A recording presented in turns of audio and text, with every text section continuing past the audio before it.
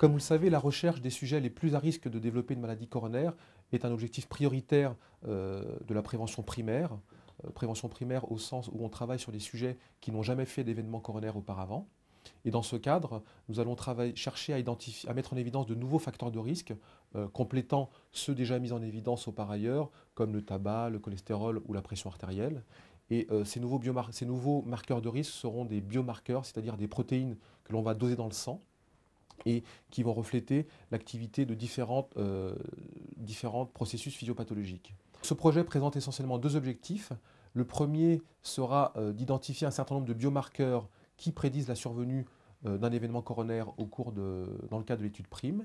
Et puis le deuxième objectif, qui est un objectif plus pragmatique, qui visera à intégrer ces biomarqueurs dans une équation de risque qui va permettre pour chaque individu de la cohorte d'estimer son risque de développer la maladie coronaire. Alors dans le cadre de ce projet, on va s'appuyer sur l'enquête de cohorte PRIME. Donc cette enquête de cohorte est une cohorte qui porte sur environ 10 000 hommes, des hommes à la fois irlandais et des hommes français, qui avaient 50 ans à l'inclusion. Et donc ces 10 000 hommes ont été suivis pendant 10 ans. Et à l'issue de ce suivi, finalement, on a enregistré plus de 600 événements coronaires. Plus de 600 événements coronaires. Donc point important, au départ, c'était des hommes qui n'avaient pas d'antécédents cardiovasculaires.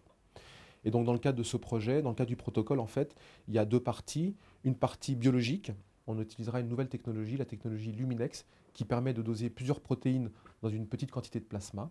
Et comme il s'agit d'une technologie nouvelle, nous avons développé un partenariat avec la société Indicia, qui est une start-up lyonnaise, et qui nous a donc aidé dans la mise en place de cette technologie. Puis une partie statistique qui sera réalisée ici, qui nous permettra d'une part de regarder les nouveaux facteurs prédictifs de la maladie coronaire et d'autre part de les intégrer dans une équation de risque pour identifier les sujets qui seront les plus à risque de faire un événement coronaire dans les 10 ans qui viennent.